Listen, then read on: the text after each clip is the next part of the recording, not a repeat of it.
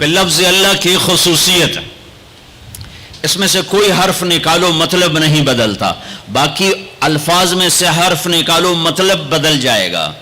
میں اپنے نام سے شروع کروں، طارق،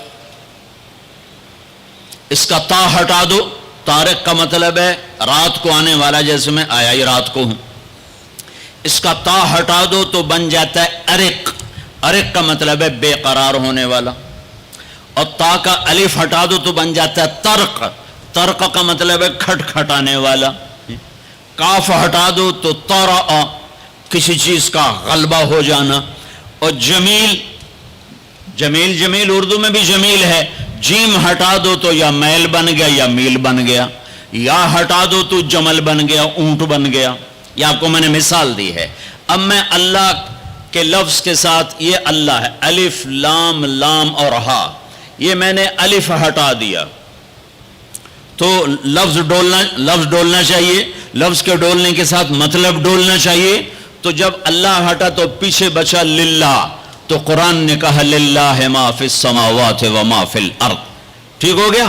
اب میں نے یہ لام ہٹا دیا، پیچھے بچ گیا لہو، اب اور ڈولنا چاہیے تو قرآن نے کہا لہو ما فی السماوات و ما فی الارض۔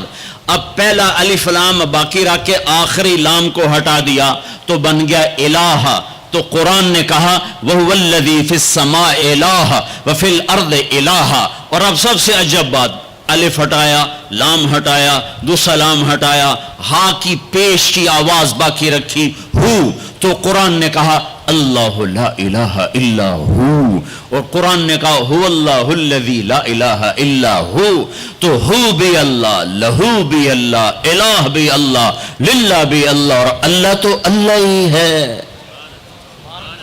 اللہ کہا کہو، اللہ کہا کرو۔ تو اللہ نے ہم سے مانگا، کہو، ہم سے اقرا کہو کیا، اہدنا الصراط المستقیم، یا اللہ ہمیں نہیں سیدھے راستے پہ چلنا آتا، ہمارا ہاتھ پکڑ، صرف بتا نہیں، ہاتھ پکڑ کے چلا، اور ایسے چلا کہ دنیا بھی سکھی ہو، آخرت بھی سکھی ہو۔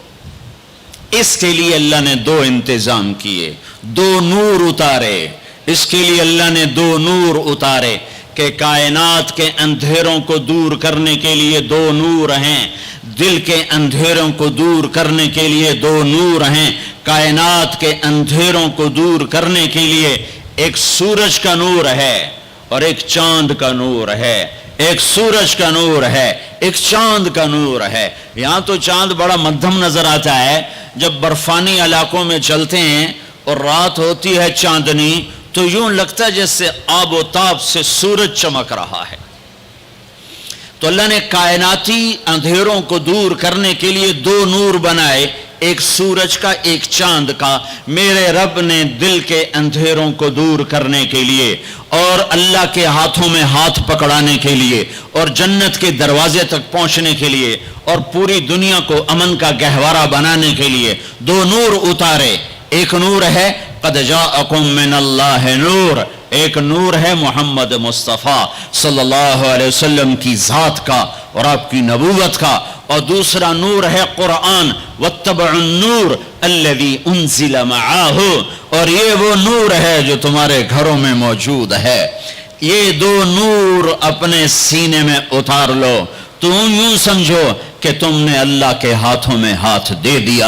اب چونکہ اللہ زمین پہ نہیں اتر سکتا تو اس نے اپنے اور اپنے بندوں کے درمیان جناب رسول اللہ صلی اللہ علیہ وسلم کو واسطہ بنایا کہ یہ میرا حبیب ہے، اس کے ہاتھوں میں ہاتھ دینا ایسا ہی ہے جیسے اللہ کے ہاتھوں میں ہاتھ دے دیا۔ ید اللہ فوق ایدیہم، ید اللہ ان الذین یبایعونک انما یبایعون اللہ۔ اللہ اکبر۔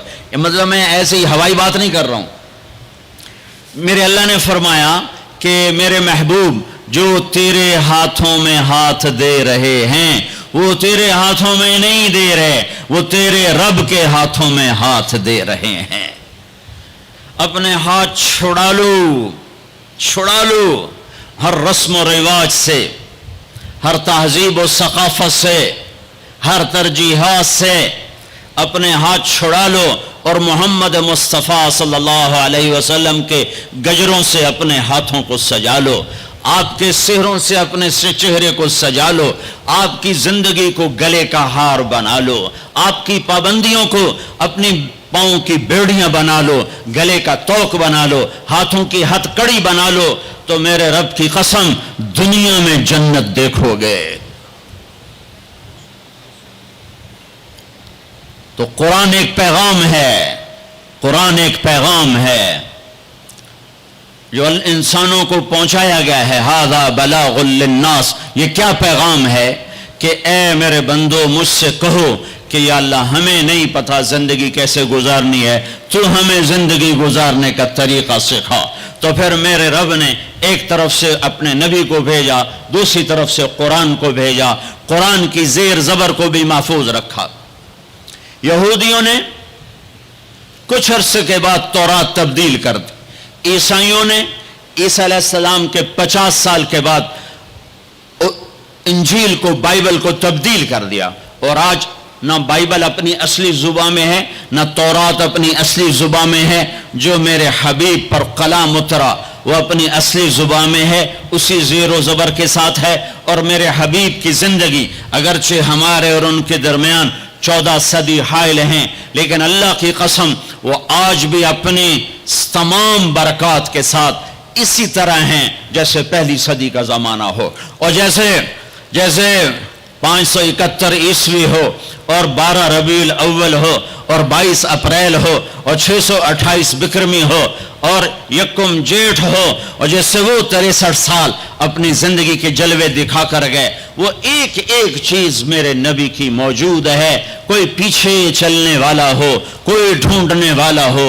ایک بدو آیا، کہنے لگا یا محمد، تو آپ برا نہیں مناتے تھے لوگوں کی بدتمیزی پر، بہت خندہ پیشانی سے پیش آتے تھے۔ ہمیں جو کوئی اوئے کر کے بولا تو ہم اس کے پیچھے پڑ جاتے، تو میں نے اوئے کیوں آکھے ہوئے، تو ہندہ کون ہے میں نے اوئے آکھنا لا، تو یہ اوئے ہے یا محمد۔ اب نے کہا مہیم، ہاں جی حاضر، تھا بھی کافر، کہنے گا ثلاث خصال منک لا افہم، تیری 3 باتیں میری سمجھ میں نہیں آتی۔ آپ نے کہا کیا؟ کہ تو یہ کہتا ہے ہم اپنے باپ دادے کا دین چھوڑ کر تیرے دین پر آ جائیں گے، کیوں آ جائیں گے؟ اور تو یہ کہتا ہے کہ روم اور فارس فتح ہو جائیں گے، کیسے فتح ہو جائیں گے، ہمیں روٹی نہیں ملتی۔ اور تو یہ کہتا ہے کہ مر کے مٹی ہو کے پھر اٹھائے جائیں گے، بھلا یہ کیسے ہو سکتا ہے کہ مر کے مٹی ہو اور پھر اٹھائے جائیں؟ تو آپ مسکرائے اور آپ نے فرمایا لعل الحیات تطول بک، امید ہے تیری زندگی لمبی ہوگی۔ اور جب اللہ کے نبی کہتے تھے امید ہے تو وہ یقین ہوتا تھا، یہ ہماری طرح یہ امید ہے کہ ہو جائے۔ جب آپ کہتے تھے امید ہے تو مطلب ہے ہو گیا۔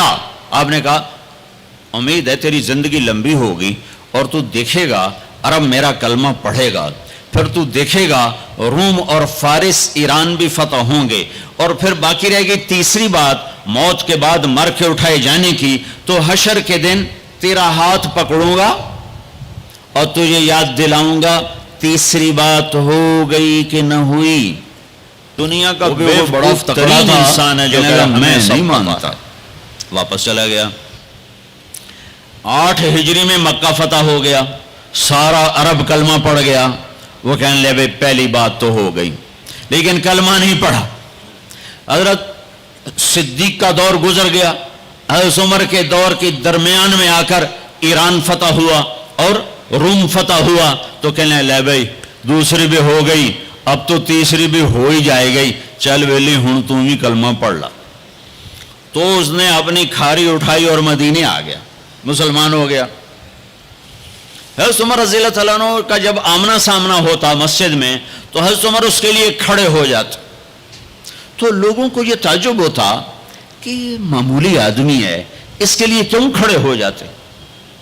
تو پھر ایک دن حضرت عمر نے فرمایا کہ تم کہتے ہوگے کہ میں اس کے لیے کیوں کھڑا ہو جاتا ہوں، جس دن یہ آیا تھا اس مجلس میں میں بھی موجود تھا، اور اس دن میرے نبی پاک صلی اللہ علیہ وسلم نے یہ فرمایا تھا کہ قیامت کے دن تیرا ہاتھ پکڑ کے تجھے یاد دلاؤں گا، اور قیامت میں جس کا ہاتھ میرے نبی نے پکڑ لیا جنت میں داخل کرنے سے پہلے نہیں چھوڑیں گے، جنت میں داخل کرنے سے پہلے نہیں چھوڑیں گے۔ یہ جنتی ہے اس لیے عزت کرتا ہوں،